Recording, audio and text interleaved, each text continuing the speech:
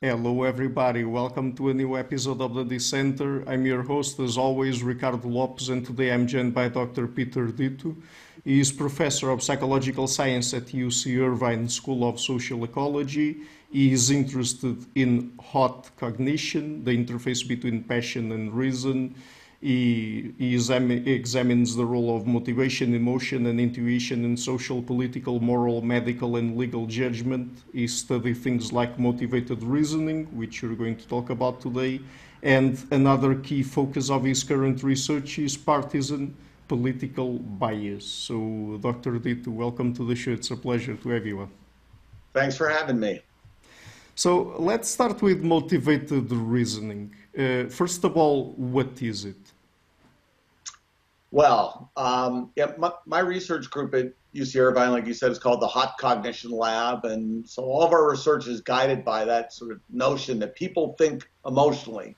It's not that people don't reason, they do. But their reasoning is shaped and organized by how they feel, by their wants and needs and hopes and fears. And so, I mean, the first thing I think to recognize is all reasoning is motivated, right? But when we think about reasoning, we think, well, we're motivated to get the right answer. So if I have a choice between answer A and answer B, I'm trying to choose between those, and the only thing I care about is how accurate, which is the one that conforms the most with the facts. But that's not the way most reasoning happens, right? That's not we care about. We're not detached observers. We're not dispassionate. We're involved. We care whether we're healthy or sick, whether we're smart or dumb, whether we're liked or hated by people, whether our political beliefs are correct or not. So when we have a choice between the answer A and B, very often we have a preference for one, right? We'd rather the answer be that we're smart or that we're liked or that our beliefs are correct than the alternative. And so that's this idea that sort of we're motivated to believe certain things, like particular answers. In common parlance, things like denial, wishful thinking that we know about, that we just kind of having colored glasses on, that there's times when it's not just about accuracy. People really care how judgments turn out. And that's the kind of thing I've been interested in, how it is that sort of passionate side of people gets involved in their reasoning. Mhm. And are there different kinds of motivated reasoning, or does it apply to different domains? So I would imagine things like politics, morality, and so on, right? Right. I mean, I think it applies to virtually every domain. So there's certainly varieties of motivated reasoning. First, reason can be motivated by different things. So again, people can be motivated more for a correct answer, than and less for a correct answer. So sometimes the stakes really matter. So if I'm choosing, what job to take or what person to marry, it really matters. Or what path to take that one might be dangerous, right? There's other times we're choosing between toilet paper or fabric softener. It doesn't matter. So there's accuracy motivation. So sometimes people really care about accuracy. Sometimes they care less about it. Again, sometimes they care. What I'm more interested in is what they call sort of directional reasoning. When you have an answer that you'd like to come to, right? So you prefer that answer, and that could be motivated by your desire to see yourself positively. It could be motivated by your desire to see your group positively or stay connected with a group of people who you want them to like you, and so you want to believe certain things that make that easier. There's all kinds of motivations that can create that, essentially that preference, that desire for one answer to be correct rather than another answer. And that, again, that happens in every part of life, right? Anytime when things are hot. And that's, as I always argue, that's the interesting part of human judgment, right? When people really care about stuff, when they're deciding on their health, when they're making decisions about, that really matter about their lives. There's lots of times when, again, that you're confronted with information you don't want to believe, finding out that you're sick, finding out that you're wrong or disliked, and you have to deal with that sort of thing. So it applies everywhere. I mean, it's one of really the most ubiquitous findings, I think, in psychology, is that people's, particularly when it's infused with group motivation, right? That's this idea of sort of my side bias, that we just like things better when they come from our group, or more charitable when they come from our group. So when groups get involved, motivation really gets heightened. And so it applies in all kinds of situations. Again, I've been interested in it in a couple of different ones. Sort of illness at first, and then later on, sort of this. Politics is a great example where people just are invested. They want to believe something is true, and so it applies across sort of the human sphere. Yeah. So at a certain point there, you mentioned health and medical decisions. So, and perhaps this is relevant now because of COVID. So, could you tell us about medical information denial, and does it have anything to do with motivated reasoning? I mean, that was really the first problem that I got interested in was medical denial. It was really at the beginning of the creation of health psychology. It really wasn't a field yet, and my advisor in graduate school was interested in this and sort of set me out to say, well, gee, how do people make judgments about illness? What are the things that happen? And I was just interested in this phenomenon of when you get a test result that tells you something you don't want to believe, and do you believe it? And so I created a whole paradigm to sort of create this situation where we could confront people with sort of a mild negative health result, and then sort of compare that to people who, some people felt that they had it, some people thought that they didn't have it. And you just ask them, how serious is that condition? How accurate is that test? And people who think that they have it think the test is less accurate, think the condition is less serious. They don't just deny it, they sort of process it more deeply. They're more skeptical of information. And that, I think, my experience with health-related judgments and I think really shaped the way I think about motivated reasoning generally, which is it's not that people don't just deny reality, right? There's evolutionary pressure for us to sort of accept what's real, and be at least reasonably in touch with the stimulus out there in the world. And that's what I thought of illness. And if you look in the illness literature, right, people don't just deny. It's very rare for somebody to get told, you have cancer, and they say, no, I don't. And they walk away. They say, wait, that can't be that. Let me think about it. I need another opinion. And then if you get another opinion, right, eventually, and it might take you only one doctor to convince you you're healthy. It takes you 2 or 3 maybe to convince you you're sick, but you're going to get there, right? People are going to be responsive to information ultimately, right? And so it's this softer kind of denial that people, when they get things that they don't want to believe, they go, wow, let me think about that. I need to sort of process that. That could be, and they're likely to generate alternative explanations. And that's very different from when you get information you want to believe, which you just sort of accept as true, right? And of course, in illness, that delay can sometimes be important, right? So if you don't treat things right, so it can still be detrimental to people, but it's also another way to think about it sometimes, again, in the illness literature, is that denial gives you a little bit of time to get yourself together. It's like, wait a minute, I don't believe that, let me think about it. And then ultimately it may sort of help, facilitate behavior a little bit. It's a natural process, and then I think the jump was, I was always interested in sort of how people responded threatening information, from health to sort of socially threatening information. And then again, it wasn't much of a leap to the sorts of things that I'm interested in now in politics, where again, just as hot, but in a very different way. Mm-hmm. But I mean, there are commonalities in how people reason across all of those different domains, correct?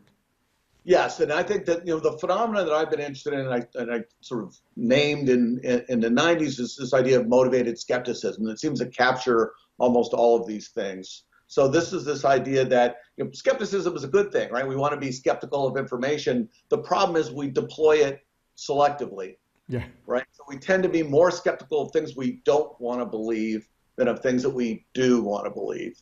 Mm-hmm. So information that sort of threatens us, whether it's threatening our health, threatening our political beliefs and allegiances, threatening our moral sense, whatever it is, we tend to think a lot about it, process it deeply, and then consequently are more likely to generate sort of alternative ways of thinking about it that make it seem bad or make it seem less bad. Information we want to believe, we tend to just sort of take in. Again, whether that's, oh, the doctor says you're healthy, fine, and go on. Nobody wants a second opinion for a healthy diagnosis. And the same thing happens in when you're watching your favorite politician. Right? You're just kind of going, yep, I believe it, great. You're not really critically evaluating it. When you're watching the opposite politician, say, wait a minute, prove that point. I need to know that. That seems wrong. I can think of alternative explanations. And so that sort of commonality, that affect really is what it is. It's that when people get exposed to sort of information that challenges their beliefs and their allegiances and their desires, makes you feel bad. That negative affect drives thought, and more palatable information just doesn't do that. And that seems to be a commonality in sort of the way we think about hot topics across domains. Yeah. Since we've already touched on health psychology, I know that you're also interested in end-of-life medical decision-making. So what are the aspects of how people make decisions when it comes to ending their lives you're most interested in? Yeah, that was a sort of a offshoot in my research career for a little while, that I got interested in this really practical problem about living wills, right? And how it is that people can be asked to make judgments about a future self. So if you're a young, healthy guy, you're asked, well, gee, would you want medical treatment if you were in a coma with no, a slight chance of recovery, or, if you couldn't, didn't have your brain function or things like that. And that's a very difficult task. So when I came into that, I think the idea in medicine was, well, all you have to do is, here's these very famous cases, Nancy Cruzan and Karen Ann Quinlan, and people, Terry Schiavo in the United States, where people were in persistent vegetative states and needed to be. So you're in this terrible situation where you don't know what they want, and the idea is, if they just would have filled out a living will, everything would be great, right? And I said, no, it's much more complicated than that. People have trouble projecting themselves into the future and imagining what they would want, and I'm going to have a lot of trouble predicting what you want as a person, right? So if you're my spouse, I don't know, as I say, I can't figure out what my spouse wants for her birthday, what she wants, in terms of medical treatment, may be really beyond what I sort of understand. And so we did a bunch of research and sort of, kind of tried to do a psychological analysis of this idea of living wills and end-of-life decision-making, and that people very often cannot predict their loved ones' end-of-life wishes better than chance, right? So even after they get a living will and read that living will, and then you're given a chance to sort of play this game where each of you has to say what they want, you still can't do it, right? So it's really difficult to understand other people's wishes. It's also difficult to understand your own, and people will change. People's wishes we would follow them over years and ask them about their end-of-life wishes, and those would change substantially over time and would sort of fluctuate with their health state. So when they were feeling kind of bad, and so we did a study where we tracked people right after they went in the hospital, and they tended to want less medical, end-of-life medical treatment after they were in the hospital, right? Mm-hmm. Before, you think, well, maybe they learned something about it, but then if you wait a few months, they pop back to where they were. So they want medical treatment again. It's kind of when you're feeling bad, you don't want it. When you're feeling good and vigorous, you kind of say, yeah, I'd like to fight. And so those kinds of things, sort of challenge the wisdom of having people try to predict their wishes, far in advance. So that was the kind of thing. It actually wasn't, it was in some ways I didn't study motivation or morality in that when I was doing that work. I was really kind of treating it like a cognitive task. And, and I think there's a lot of really still interesting things to do in that domain. Yeah. And talking about morality, how should we understand morality from a psychological perspective? I mean, how does moral reasoning work? Yeah, that's a great question.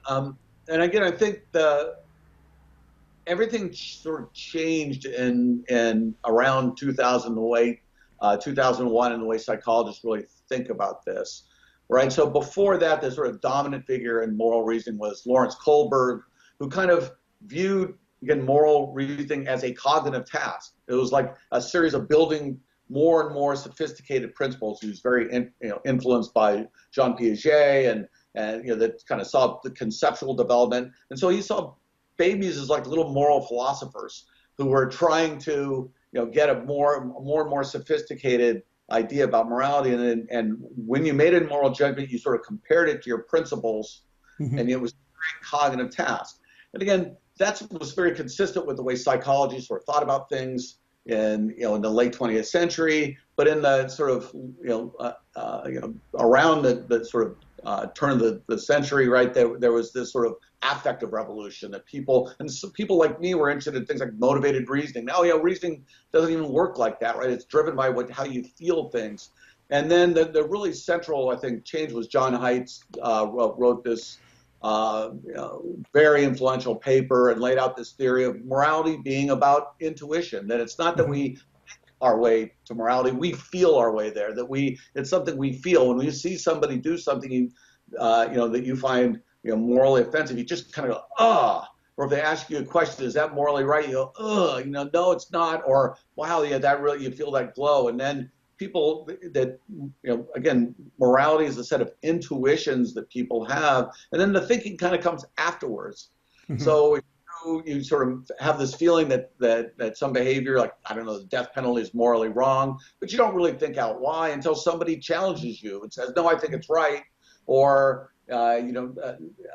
you're asked to explain yourself, and then people will come up with reasons for why they have these moral feelings. But the idea is that it's not the reasons that get you to the feeling; it's the feeling that gets you to the reasons. The reasons, and it really is sort of, again, sort of part and parcel of sort of an evolutionary way of thinking about morality. How would a system evolve in which people cared about others' welfare more than their own, would sacrifice their own welfare for others? Well, in small groups, that's what you have to do. You have to have some intuitions that are built up that work against selfishness and against cooperation, because groups just wouldn't. If everybody's just doing their own thing, groups don't work. They don't provide the advantage. And again, that's the evolutionary niche of humans, is that small group living. And so we develop these intuitions, these feelings like, oh, that's wrong when people do things. And that's really that sort of central idea. And it was so similar to when I was interested in motivated reasoning, and I started this whole sort of view of morality emerge. I say, yeah, that's what it is. I mentioned it's hot. Morality is what people care about, what they celebrate and attack. And so that it was a obvious sort of thing for me to be interested in.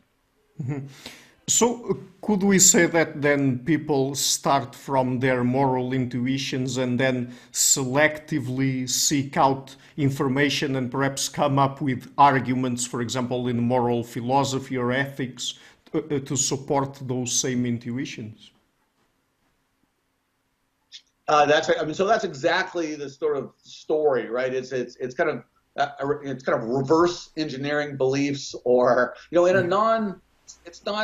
it's not thoughtful, it's not conscious, right? But it's kind of this, another word we use, back-assward reasoning, right? It kind of flows the other way, right? So people have these feelings, they have a conclusion that they kind of think is right, and that's what intuition is.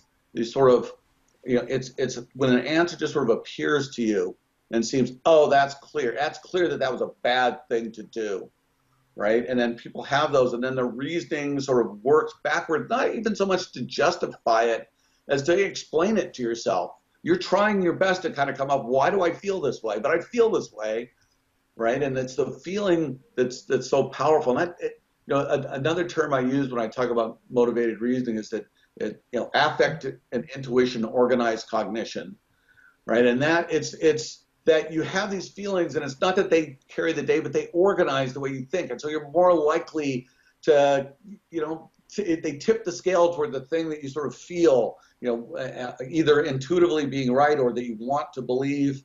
And, so that's the way, morality works. And yeah, I think that in a lot of ways, moral philosophers are kind of chasing their own intuitive tail, right? So moral philosophers even are trying to come up, well, I think that this feels like it should be right. That should be the way that morality works. And then they come up, clever people that they are, academics, they come up with ways to explain it. And it's very much the way people do things. And that's, you can sort of see the trails. That's what all scientists, I think we forget that scientists and scholars are people too, succumb to all the same sorts of, biases and limitations.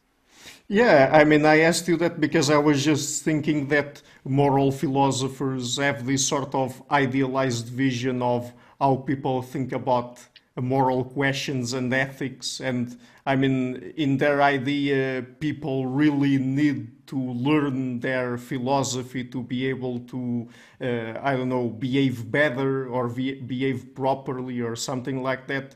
I mean, at the end of the day, it seems that even regardless of learning philosophy or not, people have their moral intuitions, and that would still guide their behavior, right? Yeah, I mean, again, it's hard to overcome. People think of reasoning like it's this cold, calculating thing. It's not. If again, when you think about something and you come up with an answer, you go, "Wow, that feels great," and that's how you know something is right. It's how you feel. You know when to stop when it kind of feels good. And people, in psychology, they sort of talk about this functionalist view of people, that thinking is for doing is the term that's often used, that thinking is sort of designed to help people do things. I think what I argue is sometimes is that thinking is doing. I don't think people realize that thinking is doing, and it works the same way. If you kind of want something, you keep going, you look under, if you're hungry and you want food, you look under rocks until you look under one, you find it, and then you sit down and you eat, right? That's kind of the way thinking works, right? You kind of want an answer. You want to figure out why, what your moral beliefs are, or what your beliefs are about COVID, or, if they're right. And so you kind of look, and then the ones that make you feel good, oh yeah, it's all fake. It's all just made up. It's like, okay, good. I'll just stay there and stop and stop thinking about it. And so that's kind of the way, thinking is this really emotional thing, and even philosophers who want to try to squeeze that out, I think, right? And we can a little bit. Everybody still succumbs to that because it's so central to the way we think, is that affect is involved in that. Mm-hmm. And how do you look at the relationship between morality and politics? Because since you mentioned Jonathan Haidt, I mean, his work is probably as much about morality as it is about politics. And when he talks about moral foundations, and about people with different political orientations, care about different moral foundations. I mean, it's not that there are some of them they do not care about at all, but they put different weights into different moral foundations. So how do you look at the relationship there between morality and politics? Yeah, I mean, again, I think, so John and I collaborated for about 10 years on things, still talk a lot. And I think that, the view is very similar, which is, what's interesting is that, politics is a moral, it's kind of applied morality in a sense, right? I mean, politics should be about morality. It's about coming up with a moral vision of what's good for your citizens, and then trying to enact that through public policy. But sort of what's happened in sort of a complicated tale, right, is that politics in the United States in particular has become hyper moralized, where that it's all about not just sort of moral reasoning in this sort of more thoughtful sense, but a moral sense of, the other side is bad. It's not, so you could have, again, sort of this loyal opposition idea of politics. So you're in a different party, you have a different idea about how to get to a certain place. We both want to get to the same place, and your ideas at worst are wrong, maybe stupid, right? But that's one version, and that's not the version of politics that's operating in the United States right now, right? It's more the other side has a different goal in mind. They want to, do something different, and they're bad. They have evil goals. I mean, in a recent paper that I was part of with this big group of political scientists and psychologists, people interested in polarization. We called it the political sectarianism.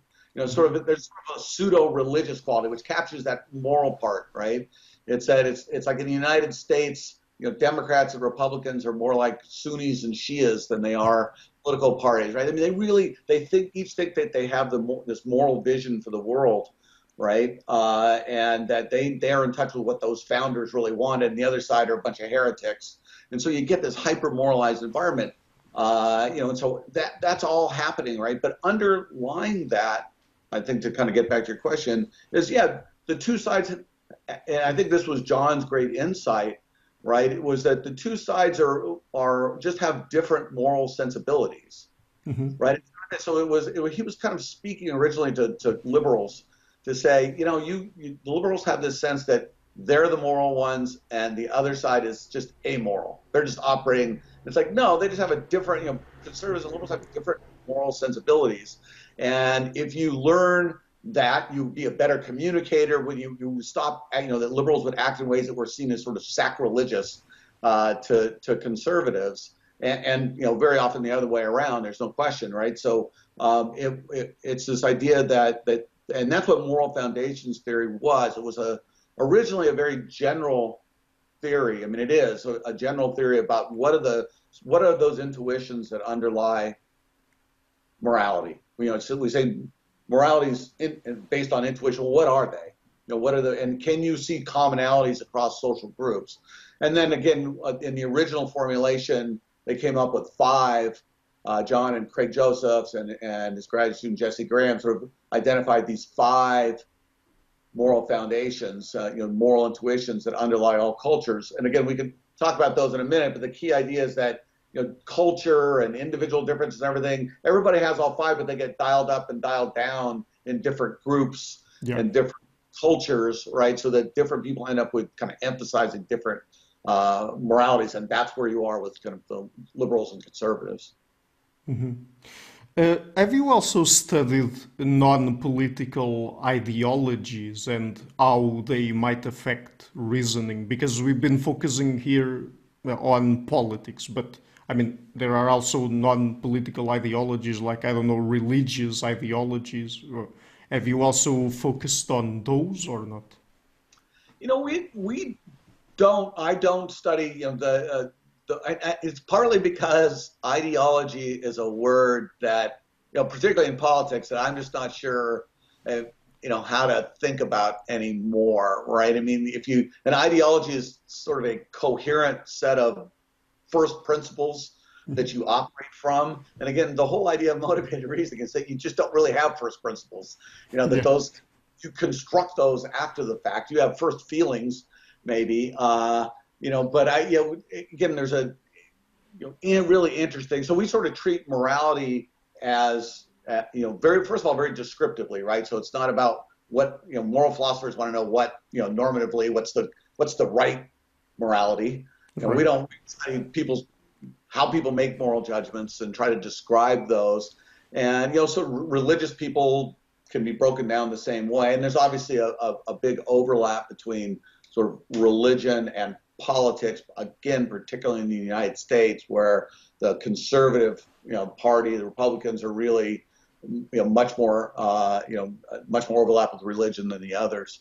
But yeah, I mean, again, I think ideology is very often something we sort of construct after the fact, and that's been a problem, I think, for political science as well. Yeah. So talking now about political bias, are conservatives and liberals equally biased?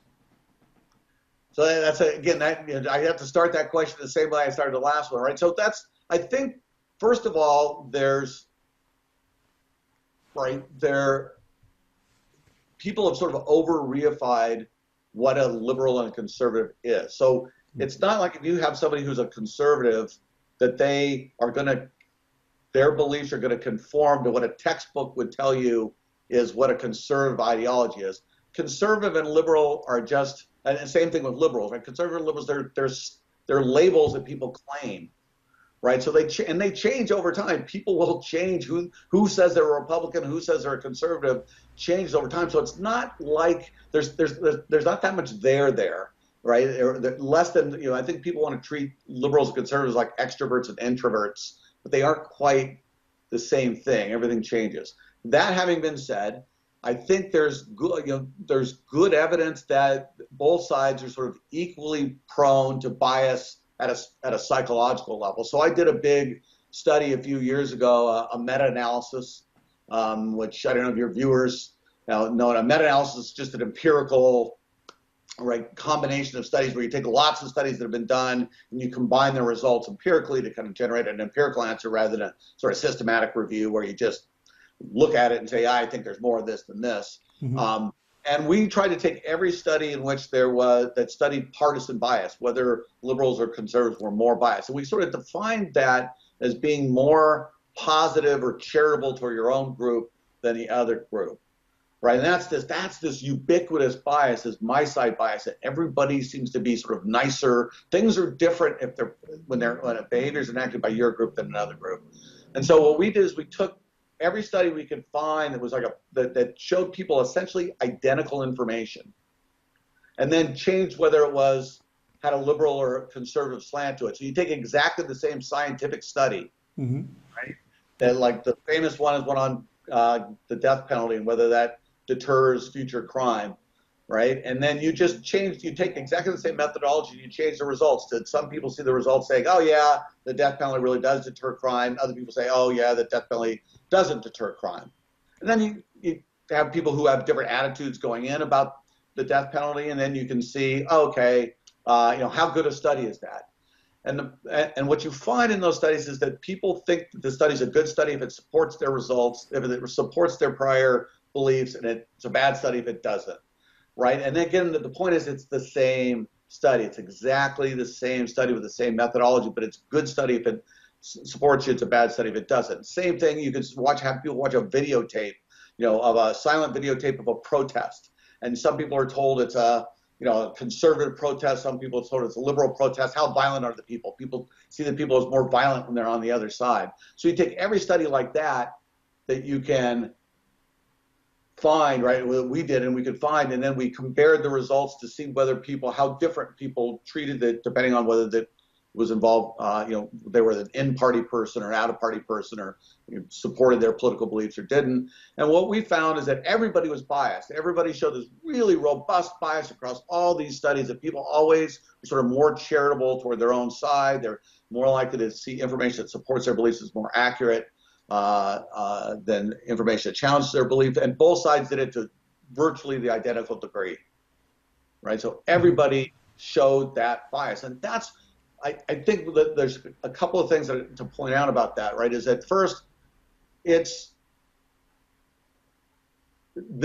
are highly controlled experiments that we looked at, where you present people with the identical information and under these control conditions, and then you ask them judgments, and under those conditions you get that similarity, right? And so what I interpret that is that people are sort of psychologically, everybody's prone to this particular bias, and sort of equally prone. It's probably, again, it's grounded in our group history. It's just, this is what we show, right? And so at that level, everybody is. Does that mean that in the real world, everybody's equally accurate about the world, or that bias manifests itself, always equally? And I think, no, there are all kinds of historical pressures turning these things up and down. I think it's very hard to not, as a scientist, to not look at the political situation today and say that the conservative party in the United States has beliefs that are farther away from what the scientific consensus of reality is.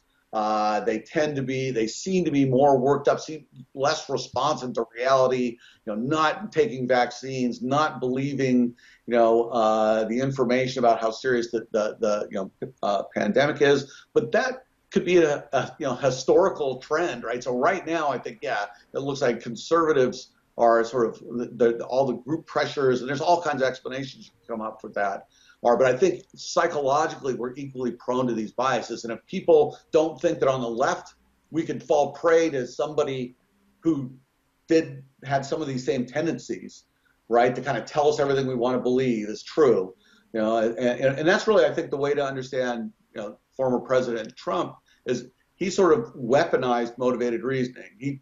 He went in and said, no, this basic tendency we have to like our own group and dislike the other group, right? That's the way human groups have been interacting forever, right? It's really easy to create conflict between groups. You just got to dial it up and tell them they're bad, everything they say is wrong, everything we say is correct. If you do that, it's much harder to do the uphill evolutionary battle of modern liberal democracy, right? Trying to get people who don't look like you, who don't believe the same things you do, treat them civilly and fairly, and not dislike them for what they are, right? That's hard, right? That was originally the American experiment was sort of about, right? And we've been trying to do that, but it's like pushing a rock evolutionarily uphill when making groups dislike each other is just a downhill putt, right? But it's dangerous because it's downhill and it can get away from you. And when you stoke those fires, right? And that's where we're at, right? Where it's just these groups that really dislike each other in that kind of moralized way. Mm-hmm. But when it comes specifically to science denial, I mean, I guess this is important because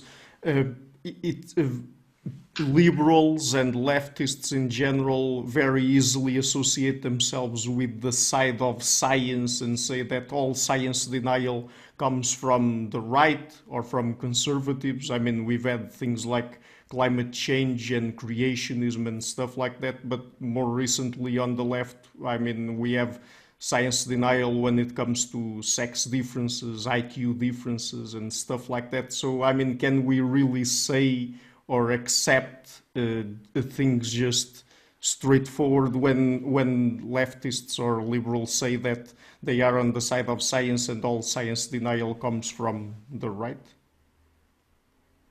Yeah, I mean, science is hard, right? It tells you things you want to know, want to believe. It tells you things you don't want to believe. Yeah, I think that's right. I mean, I think there's good evidence, experimental psychological evidence that both sides do this, right? So everybody wants to deny the validity of science that challenges what they want to believe, these firmly held beliefs that they have. Liberals do that, conservatives do that. There's good evidence, I think, for that over historically. It's something like genetic. When I was in graduate school, right, you could not say that anything had a genetic basis. That was just racist, right? And people were a blank slate. Everything was learned. Was very and again, the field has slowly changed and accepted that and come in to say that there are genetic influences on things, but it was a tough battle because it didn't fit with the ideology. And there's other examples, some of the ones you're talking about. So I think again, as a natural tendency, and we talk about this in a paper, it's kind of like a tribal bias that this is human nature for us to kind of reject things that don't fit with our beliefs, and particularly again when it gets group motivated reasoning is a team sport, right? It helps to have a group. It energizes things when you're defending a group. Other people give you ideas of how to defend things, right? Oh, here's what's wrong with that. Oh, I never thought about that, right? And so it really works in that way, and that's just so fundamental to human nature that I just don't think. I think it's wrong and dangerous in a sense for liberals to think that they're immune, which I think liberals often see themselves as the logical control group to conservatives rather than the sort of mirror image of them in some ways. And I do think, right, there are real reasons to be concerned about right-wing science denial and their more really the political movements that are trying to leverage that in ways and deny, sort of the obvious truths about things like elections and things like that. That's really a problem. But again, I think that the problem lies on the other side as well, as everybody sees. So and it's really difficult when it becomes a moral battle too. It's like, well, I always see Fox News in the United States again that way, right? It was like the idea is that they're supposed to be giving the opposite. So they thought, oh, liberal media is biased, so we're going to give you conservative media that's not biased. No, what they did is they gave you conservative media that was tit for tat with the liberal media. It's like, if you're going to bias it this way, we're going to bias it that way because you guys are wrong. And so we're justified in doing that. Once everything gets moralized, right, it's even hard to accept somebody else's beliefs because it just makes you angry. I don't want those people to be right. I don't want that, and I'll fight about it because it's a group thing, and I sort of lose track of what the truth is because I'm so busy fighting the battle against the bad people. Mm-hmm. When it comes to political bias, do you also study other political orientations like libertarians and others? Yeah, we did a big study years ago. So when I was working with John Haidt, one of the things that we created was this yourmorals.org website, where, it's just kind of at the beginning of that sort of thing. We said, well, we could, all these people will fill out questionnaires for us if we, put them up on the web. And then we created this website, we put it on the web, they fill out questionnaires, and they would it's still there, right? It's in a new updated form. You can fill out questionnaires that it tells you, here's what your results were. This is what the scale was about. This is how you compare to other people, right? So we generated a lot of that information. And so we very quickly got thousands and thousands and thousands of people to fill out these things. And one of the things we found was we had this huge sample of 10 or 12,000 self-declared libertarians, because we used a political scale that said, from liberal to conservative, Green Party, Liberty, kind of gave them some other options. And so we said, well, gee, let's look at the psychology of these people. And libertarians are really, really interesting because so the idea of moral foundations theory is that there's these 5 foundations: harm, fairness, in-group authority, and purity, that are sort of the basis. And the idea is that liberals really only care about harm and fairness. Those are the things. If it doesn't harm you, if it isn't fair, it's not really wrong. Right? They don't care as much about group loyalty. They don't care as much about what tradition and what authority tells you is right, or about purity of what's sort of pure and has sanctity in that sense, right? And so liberals have these 2 hot button sort of moral issues. Conservatives really care about all 5 Mm-hmm. of them, right? So they kind of care equally, and that's sort of the dominant position. Libertarians care very little about any of them. Right, so they're not very moral. The one moral sort of sense that they have is about liberty, that you should be free to do with the things that you want.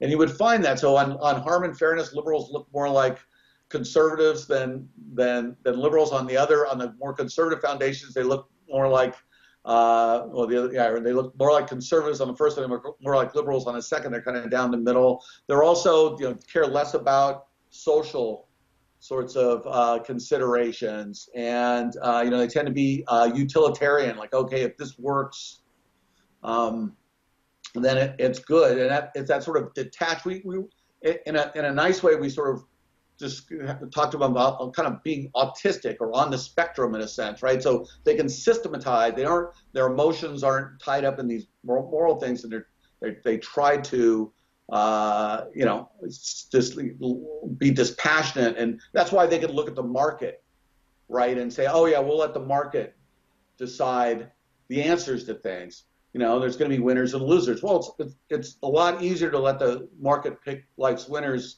the less you suffer vicariously with the losers, right? So, I mean, the problem is that liberals might say that, and then they feel, but people are going to be hurt. So we have to change this. We have to make it so people won't be hurt. So they can't always. My description, I sort of try to do that just to give you a family version of. I think libertarianism is your kid goes to school, forgets their homework, right? What do you do? Sort of the libertarian mentality is, well, you let them take the blows. It'll be this learning experience. It'll be great. My wife and I would try to do that. We would wait about 15 minutes and we'd say, oh, they're going to be crying. They forgot their homework. When we'd rush the homework to the school so they wouldn't get in trouble, right? That's the sort of liberal impulse, is to help people, and it's driven by this emotion. So libertarianism is at least an attempt, I think, and it tends to be attractive to people who sort of have that less emotional character to them. So again, it's a hard thing to maintain, and most libertarians don't maintain, they don't want liberty about everything. They tend to want liberty about the things that they like and not so much about other things. So. Yeah. So when it comes to political orientation, we've been talking a lot about morality and moral foundations more specifically. Is there any connection with personality traits? Yeah, empirically there are, right? So the most famous work is on the big 5 personality traits. That personality psychologists seem to think of the 5 kind of openness to experience, conscientiousness, extroversion, agreeableness, and neuroticism, right? And they're clearly the most powerful sort of factor is that openness to experience is correlated with liberalism. So people that are sort of in a very commonsensical way, right? So if you're open, I want to try new things, I want to do these things. Yeah, sure, I'll try that. Let's do that. That's sort of the liberal sort of mentality, right? And so that correlates well. Conservatism is sort of more of a neophobic, like, okay, I'm going to sort of hold back and see. So you get that. And conscientiousness is related to conservativeness. Sort of being more, espousing a connection with rules and things like that. I think it's in the way modern political psychology, I think, thinks that politics is personality. That it's not that people are liberals and conservatives, it's that people look out, they have certain personality traits, right? And they look out and pick the party who seems to fit those well. So if you were kind of worried about other things happening, you're kind of a cautious person, well, then the party that's telling you got to watch out for immigrants and you got to sort of, have these strict laws for harm doers and things, that's a more attractive person. And so people who are, there's other things like high needs for security seems to be correlated with conservatism, and things like that. And so you kind of pick these parties. And then again, those parties can change the menu too. That's the other thing that's complicated. So they can emphasize different things. And so the people with the personalities will pick in different ways. But it's very consistent with everything I think I've said from the beginning. Is your initial sort of view of humans is they have these elaborate cognitive structures like ideologies and principles, and then they apply them to the world, right? And it just doesn't seem to work. People are capable of that, right? They can do that, but there's a whole bunch of backflow the other way. The things you feel, the things that people make you feel good, then you figure out, oh, those are good principles for me to have. And you sort of adopt things the other way. So people sort of self-proclaim things. Another really quick example of something I heard the other day is that in the United States, there's been a big increase in how many people say that they're evangelical. Mm-hmm. Right? They claim that label, but there's been a big drop in going to church. Yeah. So there is a sense, right? These are claims that you can make. I'm a Republican. I'm a Democrat. I'm an evangelical. It doesn't mean that means they're more aspirational than anything else. So people claim that they say, oh yeah, that's what the Trump people are evangelicals. That's what they're. Yeah, I'm an evangelical. Well, you may not espouse those particular principles, but it's a label you claim. And so that's what I think we always have to worry about with politics, right? They're not, these are sort of self-nominated labels that people put on themselves, and they don't always correspond with the kind of rich ideological structure that we kind of imagine. Mm-hmm. But since we're talking about morality and personality, in this case applied to politics, but even outside of the realm of politics, do we know if they interrelate with one another? For example, when we talked about moral intuitions, could it be that moral intuitions are tied to cognitive mechanisms that are associated with personality traits, or is that not something that we see? No, the people have tried to, how do people become liberals or conservatives or some other ideology? That's a really complicated question. It ends up being you give a pat answer, like, yeah, some combination of personality, genetic personality traits, early socialization, cultural influence, factors into these. But yeah, you could imagine something like, people do differ in something like empathy. So whether they feel other people's pain or not, right? And so and that could be a genetic. I'm not a geneticist, and these things are really complicated. So so just for example, right, that it's very plausible that has some basic. Somebody's born kind of emotional, another person's born sort of less so, and then the first person, you see other people suffer, and you feel their pain. Right? And you go, oh, I really want to help them. And so what party tells you to help them and what party doesn't? And so you choose that way. Now, those things could be dialed up by your parents, really emphasizing that, or it could be, worked against, or if you're born in a particular, if you're have that empathetic streak, but you're born into an evangelical, super conservative social environment, well, those things are going to get tamped down a little bit, and so there's no clear path, right, from personality to politics. But again, I think it's much less sort of the story about us kind of constructing these really elaborate ideologies, right, is only part true, and probably not very true for lots of people. And for everybody, they're always organized by these sort of emotional experiences. That's how you weight things. How do you, weight one person's misfortune against another? Well, you feel it, right? And then if you feel more of it, then it directs your cognitions in that way. And that's how this sort of hot cognition thing sort of permeates at least my worldview. Yeah. So just one last question. Do you in your work take an evolutionary perspective into account and try to understand things like motivated reasoning, morality, politics from an evolutionary standpoint, and perhaps try to come up with an evolutionary rationale for them? The answer is yes, in a soft way, right? So, I mean, again, I think evolutionary thinking, right, it can degenerate into these kind of just so stories. You can make up a lot of stories that fit the facts. The problem with evolutionary causation, right, is it's distal causation. It happened millions of years ago. You can't identify its traces now, but from the beginning, right, we've always seen everything through this sort of evolutionary lens. The original, there's ideas that when I was, again, sort of studying the basic sort of thinking processes of motivated skepticism, that was really an idea of how is it that people can both believe what they want to believe, which we see people do, and believe what they have to believe at the same time? How do we walk the line between what we want the world to be like and what the world is like, right? And it can't be total, right? And so what I think, what I've always traced it to the fact that if something makes you, again, emotion theorists have talked a lot about this affect is information sort of idea, that negative affect is a sign that your environment's, it's an evolutionary mechanism to say something's wrong, right? Put your hand on a stove, just to use pain as an example, right?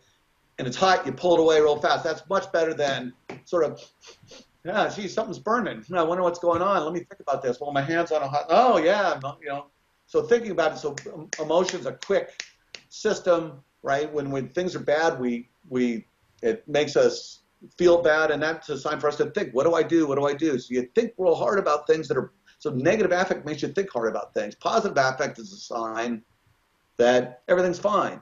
Or that basically it's time your mind can wander, you can sort of think about other things. And so, yeah, it makes sense that people as a sort of functional organism would orient toward negative information and think a lot about it. And it's sort of a byproduct of that is when you think a lot about it, very often you think your way out of it, right? But you can't do that completely. If it's a snake, you can't sit there and go, oh, yeah, that's probably just a stick. Yeah, definitely that's a stick. I don't really want to run for this because it's going to bite you. So you've got to be responsive to reality, but all these processes happen. So I think that, right, originally the whole idea was of my view of motivated reasoning was try to understand it when I started doing this research in the 80s, motivated reasoning was this taboo phenomenon, right? It's just, how can you prove that? How can people believe something and not believe it? It seems very Freudian. It seems like stuff we don't want to think about. And I tried to make it more everyday. Like, no, this is just the way a system operates. This idea of thinking hard about things sometimes and not about others permeates all kinds of things. And this is one where if something makes you feel bad, you think about it, you're more likely to kind of view it skeptically, if it's positive, you don't, right? It just kind of happens as part of our evolutionary makeup. So I think that part, and the other part is I think, I really see politics through this evolutionary lens, right? I mean, that groups, our natural state of being for humans is these small, originally it was these small groups, and it's still group living, and groups just clash. They fight all the time. You get people competing for something, they're going to fight, they've always fought, right? This is and our psychology is sort of built for that group living. We're attracted to our groups. We're more charitable toward them, right? And that's the argument we make, that why it just seems a little silly to think that maybe liberals are the only ones who could completely overcome this sort of natural groupiness in people, right? It just, and this tendency to kind of believe what you want to believe, it just doesn't seem plausible. It seems like such a fundamental, it's not a bug, right, of human cognition, it's a feature. And that's what makes, again, democracy so hard, because our natural tendency is to believe people who are like us, disbelieve people who aren't like us, apply a different rule. If you do it, if my group does it, it's okay, but if you do it, it's bad. And what liberal democracy tells you is, no, there's these abstract standards, universal standards. You have to treat it, if your side cheats, you have to treat it just as badly as if the other side cheats. And that's just not the way people have thought for all these years. And so people can do it, they're capable of it, but it's this sort of uphill evolutionary battle to get people to sort of, again, be charitable to people who aren't like them. And so, it's admirable, right? I think humans should be, applauded for doing that. But you have to realize that you're pushing a rock uphill, and every once in a while that rock's going to roll back. Yeah. Yeah. So, where people can find your work on the internet? My webpage, the Hot Cognition Lab webpage, has all my articles, it's various, videos out of my talks that people can see. I don't do much Twitter. I have a lab Twitter that the students help run, and I guess that's it. Okay, great. I will be leaving links to that in the description box of the interview. And Dr. Ditto, thank you so much for taking the time to come on the show. It's been a real pleasure to talk to you. Thank you, Ricardo. It was fun. Hi guys, thank you for watching the interview until the end. If you like what I'm doing, please consider supporting the show. It's thanks to people like you that it keeps running. I will leave links in the description box to Patreon and PayPal. Any amount, even just $1 per month, would already be a great help. Otherwise, and if you like what I'm doing, please share the interview, leave a like, and hit the subscription button. This show is brought to you by Enlights, learning and development done differently. Check their website at enlights.com. I would also like to give a huge thank you to my main patrons and PayPal supporters: Karen Litska, Anne Blanchett, Pererga Larsen, Lau Guerrero, Francis Ford, Hans Frederick Sunder, Ricardo Vladimiro, Craig Healy, Adam Kessel, Olaf Alex, Jonathan Wiesel, Jacob Klinkby, Matthew Whittingburg, Arnold Wolf, Tim Hollacy, Enrique Alenia, John Connors, Paulina Barron, Philip Force Connolly, Jerry Mueller, Herbert Gintis, Rutger Voss, Bo Weingard, Rebecca Newberger Goldstein, Dan Demetriou, Robert Windiger, Rui Inácio, Arthur Coe, Zup, Marco Neves, Colin Holbrook, Susan Pinker, Bernardo Seixas, Pablo Santurbano, Simon Colombo, Jorge Espinha, Phil Kavanagh, Corey Clark, Mark Blythe, Roberto Inguanzo, Michael Stormir, Eric Neumann, Samuel Andreff, Tiago Nunes, Bernard Ugni, Alexander Dunbauer, Fergal Cusson, Evan Bodrenko, Al Herzog, Don Ross, Jonathan Librant, Oslin Bullitt, Nathan Nguyen, Stanton T, Samuel Correa, Eric Hines, Mark Smith, J.W., João Eira, Tom Hummel, David Sloan Wilson, Yacila Des Araújo, Eden Solon, Romain Roach, Dmitry Grigoriev, Diego Londonio Correa, Tom Roth, Yannick Punter, Adana Rusmani, Charlotte Bliss, Nicole Barbaro, Adam Hunt, Pavel Ostazewski, Nelek Bach, Catherine and Patrick Tobin, Al Ortiz, Guy Madison, Gary G. Hellman, João Linhares, Lida Cosmidi, Sam Afzal, Adrian Yegi, Nick Golden, Paulo Tolentino, João Barbosa, Jules Price, Edward Hall, Edin Bronner, Franca Bortolotti, Gabriel Pons Cortez, Ursula Litske, my producers: Isar Webb, Jim Frank, Lucas Staffini, Kian Gilligan, Luís Caetano, Tom Vanagdam, Curtis Dixon, João Linhares, Benedict Mueller, Vega Guidi, Sardas France, and Thomas Trumbull, and my executive producers: Michel Rugieski, Rosie, James Pratt, Matthew Lavender, Sergio Quadriano, and Bogdan Kanivets. Thank you for all.